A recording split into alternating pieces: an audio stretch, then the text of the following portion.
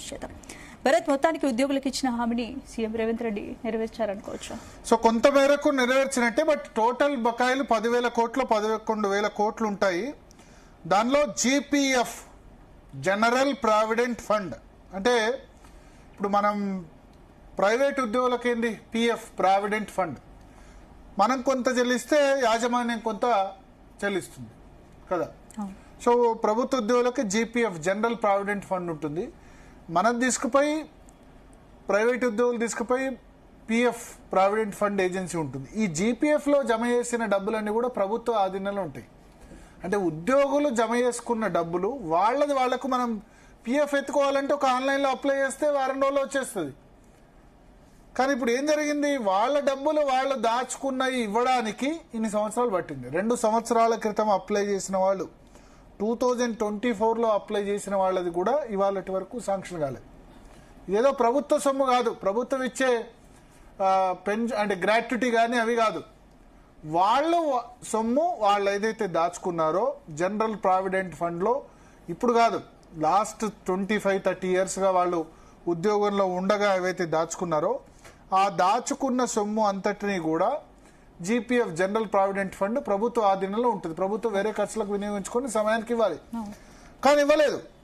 ఇప్పుడు general provident సంబంధించిన బకాయిలు మొత్తాన్ని 100% క్లియర్ చేశారని చెప్తున్నారు. ఇవాళ లాస్ట్ వర్కింగ్ డే, ఎందుకంటే రేపు సాటర్డే సండే ఉంది.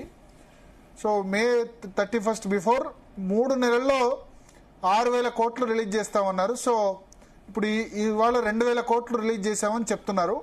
సో జీపీఎఫ్ అయితే వచ్చేస్తుంది. ఇంకా మిగిలింది వాళ్ళకి గ్రాట్యుటీతో ఇచ్చేది గ్రాట్యుటీ. 5 సంవత్సరాల సర్వీస్ కంప్లీట్ చేసిన ఎవరికైనా గ్రాట్యుటీ ఇవ్వాలి, ప్రైవేట్ అయినా ప్రభుత్వం అయినా. సో ప్రభుత్వ రంగంలో ఇప్పుడు ఈ గ్రాట్యుటీ వీళ్ళు రిలీజ్ చేయాల్సి ఉంది. దానికి సంబంధించి ఇంకా ఇవ్వలేదు. తర్వాత కమ్యూటేషన్ అంటారు. కమ్యూటేషన్ అంటే ఇప్పుడు కొద్దిమంది జనరల్గా ఏంటంటే 75 ఇయర్స్కు రిటైర్ అవుతున్నారు అనుకోండి, 61 ఇయర్స్కు రిటైర్మెంట్ ఉంది, ₹1,00,000 జీతం ఉంది. సో ఆ బేసిక్లో 50% పెన్షన్ వస్తుంది. కానీ ఉద్యోగులు కనుక ఒకవేళ ఒక సౌలభ్యం ఏంటంటే 75 సంవత్సరాల వరకు వచ్చే పెన్షన్ ముందుగానే అమ్ముకోవచ్చు. దాన్ని కమ్యూటేషన్ పెన్షన్ అంటారు. అంటే ఈ 15 సంవత్సరాలు లెక్కగట్టి ముందే ఇస్తారు. ఎందుకంటే వాళ్ళు ఒకవేళ ప్రమాదవశాత్తు లేకపోతే దురదృష్టవశాత్తు 60 సంవత్సరాలకే చనిపోయినారు అనుకోండి, పెన్షన్ బెనిఫిట్ పూర్తిగా రాదు. కాబట్టి 75 సంవత్సరాలకు సంబంధించిన పెన్షన్ని ముందుగానే అమ్ముకునే అవకాశం ఉంటుంది. దీన్నే కమ్యూటేషన్ అంటారు. ఈ కమ్యూటేషన్ సంబంధించి కూడా May 2025 వరకు కంప్లీట్ చేశారు. అంటే ఇప్పుడు May 2025 అంటే ఇంకొక 1 ఇయర్, లాస్ట్ 1 ఇయర్గా రిటైర్ అయిన వాళ్ళది కమ్యూటేషన్ క్లియర్ కాలేదు. సో జీపీఎఫ్ ఏదైతే ఉందో జనరల్ ప్రావిడెంట్ ఫండ్ అయితే కంప్లీట్ అయింది. అదే సమయంలో కమ్యూటేషన్ పెన్షన్ మాత్రం ఇంకా 1 ఇయర్ ఉంది. ఇంకా గ్రాట్యుటీ కానీ మిగతా కానీ చెల్లించాలి. ఓకే, ఇప్పుడు 50 లక్షలు 60 లక్షలు ఒక ఉద్యోగికి వచ్చేది అనుకోండి, వాళ్ళు రిటైర్ అయిన తర్వాత ఏం చేస్తారు? జనరల్గా వాళ్ళు రిటైర్ అయిన తర్వాత పెళ్లి చేయడమో, కుమార్తె పెళ్లి చేయడమో, కుమారుడు పెళ్లి చేయడమో, లేకపోతే ఒక ఇల్లు కట్టుకోవడమో ఇట్లా ఆలోచిస్తారు. దానికోసం అంత సేవ్ చేస్తారు. ఆ 50 లక్షలు 60 లక్షలు రాకపోవడం వల్ల ఎప్పుడు వస్తుందో అని ఆందోళన చెంది చనిపోయిన వాళ్ళు కూడా ఉన్నారు. ఒకటి. రెండవది ఏంటంటే దానికోసం ఈ డిపార్ట్మెంట్ల చుట్టూ తిరుగుతున్న వాళ్ళు కూడా ఉన్నారు. సో ఇంతకుముందు ఈ సినారియో లేదు, పక్క రాష్ట్రం ఆంధ్రప్రదేశ్లో కూడా లేదు. రిటైర్మెంట్ బెనిఫిట్ల కోసం ఇట్లా ఆలస్యం అయ్యేది లేదు.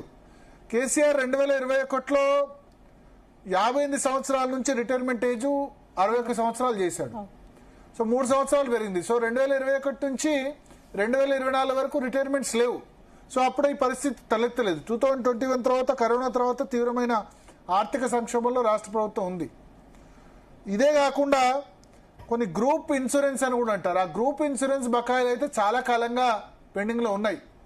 మరి రాష్ట్ర ప్రభుత్వం ఆలోచించాలి దీనికి సంబంధించి.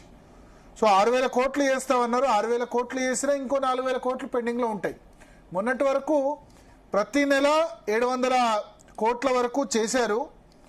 సో ఇప్పుడు 2,000 కోట్ల వరకు కూడా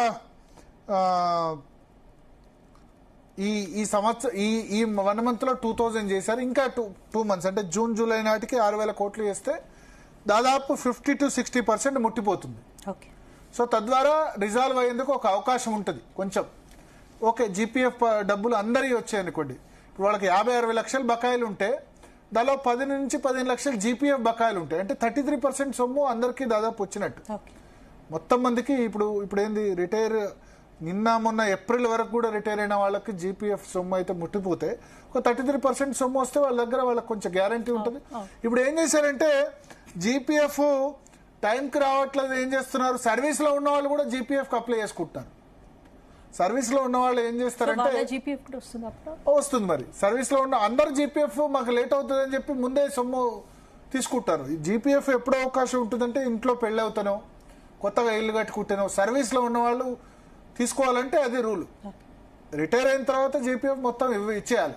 కానీ సర్వీస్లో ఉన్న వాళ్ళు ఇవ్వాలంటే పార్ట్ ఫైనల్ అని ఎత్తడానికి అవకాశం ఉంటుంది. కానీ అవసరం లేని వాళ్ళు కూడా జీపీఎఫ్ అప్లై చేసుకుంటారు. ఇంకా రిటైర్మెంట్ 5-6 ఏళ్ళు ఉన్న వాళ్ళు కూడా ఎంతో కొంత మనం తీసేసుకుందాం, మళ్ళీ రేపటి సిచ్యువేషన్ ఎట్లా ఉంటుందని చెప్పి. అంతే కదా, ఒక ప్యానిక్ సిచ్యువేషన్ వచ్చింది. సో ఇప్పుడు ఆ ఎత్తిన వాళ్ళది కూడా అందరిది బహుశా వచ్చిందేమో.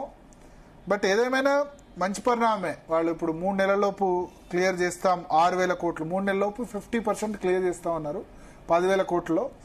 కొంచెం ఒక 3-4 నెలలు ఆలస్యమైనా ఇప్పుడు రావాల్సిన మొత్తం కాకుండా మనిషికో 30% ఇచ్చారనుకోండి ఇబ్బంది ఉండదు. కానీ ఇక్కడ అదే ఇబ్బంది వస్తుంది. ఇక్కడ కేవలం 2 సంవత్సరాలుగా 2024 ఏప్రిల్ నుంచి సెప్టెంబర్ వరకు క్లియర్ అయిందేమో అంతే, మిగతా వాళ్ళే రావట్లేదు. సో అందరికీ అన్నీ కాకుండా 100% కాకుండా మనిషికి 30% దాకా సొమ్ములు రిలీజ్ చేశారనుకోండి, డబ్బులు రిలీజ్ చేస్తే ఇబ్బంది ఉండదు. నిన్న మొన్న రిటైర్ అయిన వాళ్ళు కూడా ఓకే మాకు 30% వచ్చింది ఇంకా పర్లేదని. సో ఇదే సమయంలో ప్యానిక్ కూడా జీపీఎఫ్ ఇబ్బంది చేసినా ఇబ్బందిగా ఉంటుంది. మాట్లాడదాం మనతో